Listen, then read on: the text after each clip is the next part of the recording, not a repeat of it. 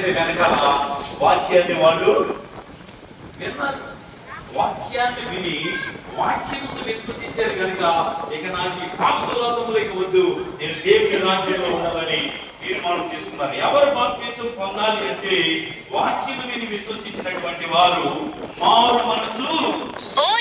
ఎవరంట? మారు మనసు పొందిన వారు.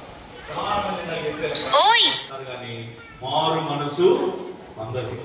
అంటే మనసు మారలేదు.